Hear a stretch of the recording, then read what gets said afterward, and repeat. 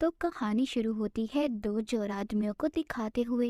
ये जेवर को चोरी कर रहे थे। वो लोग जेवर तो चोरी कर लेते हैं, पर उस जगह पर एक बिल्ली थी जो एक चोर पर हमला कर देती है। उसकी गर्दन पर बिल्ली के पंजे गड़ गए थे। थोड़ी ही देर बाद वो आदमी पागल सा होने लगा था और अपने ही साथी को काट लेता है। जब वो अपने साथी को काट रहा था, इसी हाथापाई में वो पानी में गिर जाता है और पहुंच गया था गैंगनम शहर में। पर जब वो पानी से बाहर आता है तो पूरी तरह ज़ॉम्बी में बदल चुका था। वो अब शहर की तरफ निकल पड़ता है। इसके बाद हम हियोन सुक नाम के एक लड़के को देखते हैं जो सोकर उठा था और फ्रेश होकर अपने काम पर निकल जाता है। उधर दूसरी तरफ वो ज़ॉम्बी जो इस शहर में आ गया था, वो एक जानवर को मारकर खा रहा था। वो आदमी अभी पूरी तरह ज़ॉम्बी में बदला नहीं था। जब लोग उससे बात करने की कोशिश करते हैं तो वो भाग जाता है और टकराता है हियून सुक से। वो भी उस आदमी से बात करने ही वाला था, पर तभी नजर आती है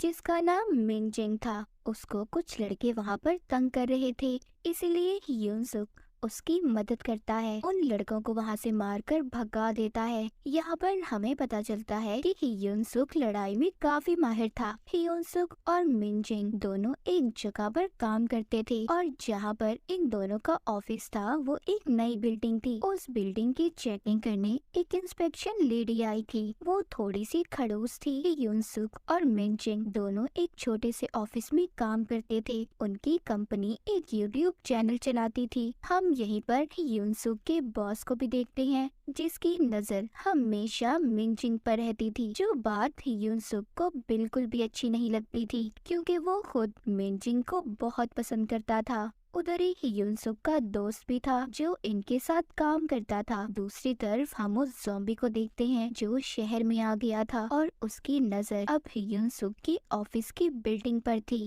टीवी में भी इस ज़ॉम्बी के बारे में बताया जा रहा था, जिसको देखकर हियोन सुक ने पहचान लिया था। ये सब डर गए थे क्योंकि वो ज़ॉम्बी इनके एरिया में ही फिर रहा था। थोड़ी देर बाद हियोन सुक की ऑफिस में पानी वाला आता है। तभी इनका बॉस उसको देखकर चुप जाता है, क्योंकि इनका काम इतना खराब था, ये पानी वाले को भी पैसे नहीं दे पाए थे। खैर, पानी वाला तो चला गया था। जब वो अपनी गाड़ी के पास जाता है तो उसको वो ही ज़ॉम्बी ने आकर काट लिया था और उसका खून पीने लगता है। जब वो ज़ॉम्बी पानी वाले को मारकर खड़ा होकर गाड़ी के शीशे में देखता है तो खुद को देखकर रोने लगता है। इसका मतलब ये था कि ज़ॉम्बी के अंदर कहीं ना कहीं इंसानियत बाकी थी, पर अब वो और भी ज्यादा पागल होने लगा था। उधर बिल्डिंग के अंदर इंस्पेक्शन लेडी जब बाथरूम को चेक करती है तो गार्ड्स को बहुत डांटती है। कहती है, इतने गंदे बाथरूम क्यों हैं? मैं तुम्हें इस बिल्डिंग से निकलवा दूंगी। पर तभी वो सुनते हैं। इंस्पेक्शन लेडी जब बाहर आती है तो बिल्डिंग में एक भगदड़ मची हुई थी। एक ऑफिस के अंदर से लोग भाग रहे थे। वो इंस्पेक्शन लेडी जब देखती है तो उसके तो होश ही उड़ गए थे। उस ऑफिस में बहुत से लोग ज़ॉम्बी बन चुके थे। उस गैंगनम ज़ॉम्बी ने बहुत से लोगों को काट कर अपने जैसा ज़ॉम्बी बना दिया था। यहाँ से शुरू हुई थी सबकी बर्बादी। इंस्पेक्शन लेडी सबसे पहले गार्ड से कहकर सारी बिल्डिंग के दरवाजे बंद करवा देती है ताकि एक भी ज़ॉम्बी बाहर न जा सके। पर तभी गैंगनम ज़ॉम्बी इनके पीछे आ गया था। वो एक गार्ड को काट भी लेता है, पर इंस्पेक्शन लेडी बच गई थी। उधर वो गार्ड जो दरवाजे बंद कर रहा था, अचानक से एक ज़ॉम्बी उसके सामने आ जाता है और देखते ही देखते दर्जनों ज़ॉम्बी उसके सामने थे। सब उस गार्ड पर टूट पड़ते हैं और उसे मार देते हैं। उधर दूसरी तरफ इंस्पेक्शन लेडी सबसे मदद मांग रही थी, पर बिल्डिंग में कोई भी नहीं था। तभी वो हियोन सुक की ऑफिस में पहुंचती है और सारी कहानी बताती है, पर कोई भी उसकी बात पर यकीन करने के लिए तैयार नहीं था। जो वो टीवी पर सबको गैंगनम ज़ॉम्बी दिखाती है। कहती है, यही है वो आदमी जिसने सारी बिल्डिंग के इंसानों को जानवर में बदल दिया है। ये बात सुनकर कुछ लोग वहाँ पर थोड़ा सा सीरियस हो गए थे। हियोन सुक का बॉस कहता है, अगर ये बात सच है, क्यों ना हम एक वीडियो बनाएं, हमारा चैनल वायरल हो जाएगा। ये सब अब वीडियो बनाने चले जाते हैं, सिवाय एक गार्ड के जिसको ज़ॉम्बी ने काटा था। उसके हाथ में अब दर्द हो रहा था। वो समझ चुका था कि वो भी अब ज़ॉम्बी बनने वाला है। उधर बाकी के लोग जब वीडियो बनाने गए थे वो हल्का सा दरवाजा खोलकर वीडियो बनाते हैं, पर एक ज़ॉम्बी उन्हें वीडियो बनाते हुए देख लेता है और मिनजिंग को पकड़ लेता है। उस एक ज़ॉम्बी की वजह से बाकी के ज़ॉम्बी भी इनके पास आने लगे थे, पर हियोन सुक ने सही वक्त पर दरवाजे को बंद कर दिया था और दोबारा से ये ऊपर की तरफ आने लगते हैं। हियोन सुक के बॉस को भी एक अच्छी वीडियो मिल गई थी, लेकिन तभी ये अपने सामने गैंगनम ज़ॉम्बी को देखते हैं। हियोन सुक उससे लड़ता है, उसका मुकाबला करता है, पर आखिर में ज़ॉम्बी उस पर भारी पड़ रहा था। वो ज़ॉम्बी बॉस पर भी हमला करने वाला था, पर बॉस अपनी जान बचाने के पीछे हियोन सुक के दोस्त को ज़ॉम्बी के आगे फेंक देता है। हियोन सुक भी अपने दोस्त को नहीं बचा पाया था, वो बेचारा मर गया था।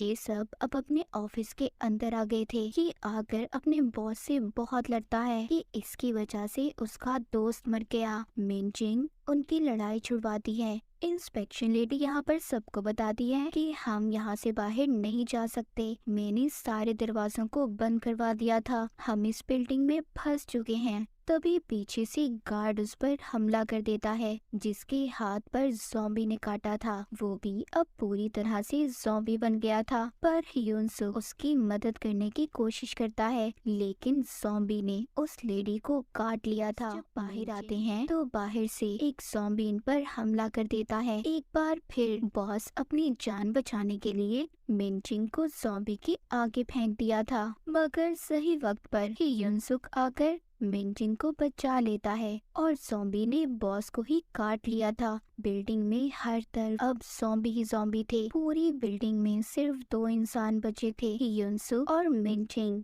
ये दोनों अपनी जान बचाने के लिए इधर उधर भाग रहे थे। आखिर में ये एक जगह पर रुककर आराम करते हैं। मिनजिंग थक कर सो गई थी। तभी ये अपने सपने में देखती है कि बॉस ने इसे काट लिया है और डर कर उठ जाती है। तभी यहाँ पर हियोन सुक को एक आइडिया आता है। वो एक रेडियो को चलाकर लटका देता है ताकि सभी ज़ॉम्बीज़ उसके पास जाएं और बिल्डिंग के बाहर निकलने का रास्ता साफ कर दें, जिससे ये आसानी से बिल्डिंग के बाहर जा सकते हैं। उस रेडियो की आवाज सुनकर बेहोश ज़ॉम्बी भी जाग गए थे। अब ये जल्दी जल्दी जब भाग रहे थे, तभी हियोन सुक का दोस्त जो ज़ॉम्बी बन गया था वो इनका रास्ता रोक लेता है। हियोन सुक उसे समझाने की बहुत कोशिश करता है। उधर बॉस के ज़ॉम्बी ने भी मिनजिंग को पकड़ लिया था। यहाँ पर मिनजिंग का सपना सच हो जाता है कि अपने और हियोन सुक की जान बचाने के लिए बेसबॉल बैट से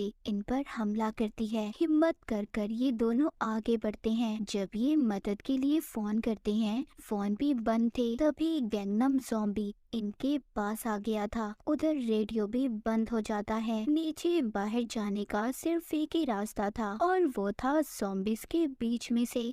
ये दोनों हिम्मत करके ज़ॉम्बीज़ के दरमियान से गुजरते हैं। हाथों और पाँव का इस्तेमाल करके ज़ॉम्बीज़ को पीछे कर रहा था। मिनजिंग अपना बेसबॉल बैट इस्तेमाल करके ज़ॉम्बीज़ को मार रही थी, पर यहाँ पर ज़ॉम्बीज़ हद से ज्यादा थे। ये दोनों किसी न किसी तरह सीढ़ियों तक पहुँच जाते हैं, मगर ऊपर से भी ज़ॉम्बीज़ आ रहे थे और नीचे से भी। ये दोनों दरमियान में ही फंस चुके थे। ये दोनों फर्स्ट फ्लोर तक पहुँच तो जाते हैं, पर वहाँ पर भी ज़ॉम्बीज़ थे। ये बचकर भागते हैं और कार पार्किंग एरिया पर आ गए थे। यहाँ भी चारों तरफ से ज़ॉम्बीज़ आ रहे थे। हियोन सुक मिनजिंग को गाड़ी में बिठाकर गाड़ी को बंद कर देता है और खुद अकेला ही ज़ॉम्बीज़ से मुकाबला करने लगता है, लेकिन ज़ॉम्बीज़ गाड़ी के अंदर मिनजिंग को भी घेर लेते हैं। ज़ॉम्बीज़ की तादाद बढ़ने लगी थी, जिससे गाड़ी में रेडियो भी चल जाता है। फिर यहाँ पर और भी ज़ॉम्बीज़ आना शुरू हो गए थे। हियोन सुक लड़ते लड़ते गाड़ी के ऊपर चढ़ गया था, पर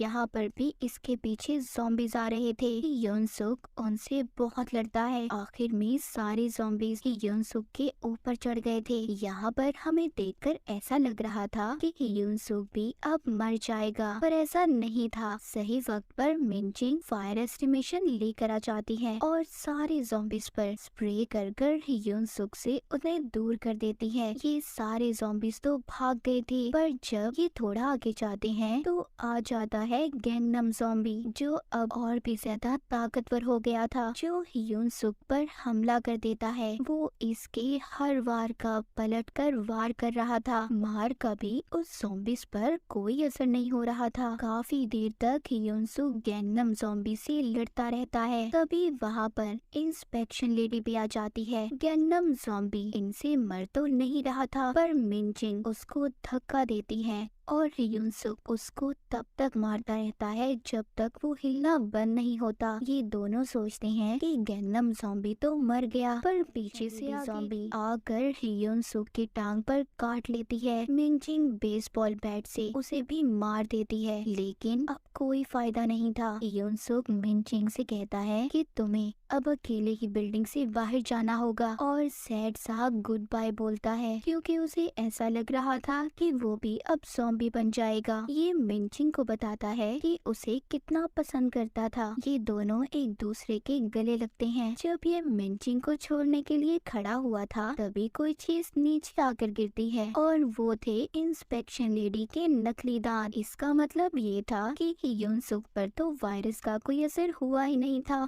अब ये दोनों मिलकर बिल्डिंग से बाहर निकलते हैं, पर जाते हुए दोनों एक बेवकूफी कर जाते हैं। दोनों ने दरवाजे को खुला ही छोड़ दिया था। तो कहानी के आखिर में हम देखते हैं गैंगनम ज़ॉम्बी अभी भी जिंदा था। वो भी उठकर बाहर की तरफ जाने लगता है। मतलब अब ये बर्बादी पूरे शहर में फैलने वाली थी। अब शुरू होने वाला था ज़ॉम्बी एपोकलिप्स। क्या ये ज़ॉम्बी अब पूरे शहर में तबाही फैलाने वाला था? तो क्या होगा गैंगनम शहर का हाल? और इसी के साथ ये कहानी यहीं पर खत्म हो जाती है।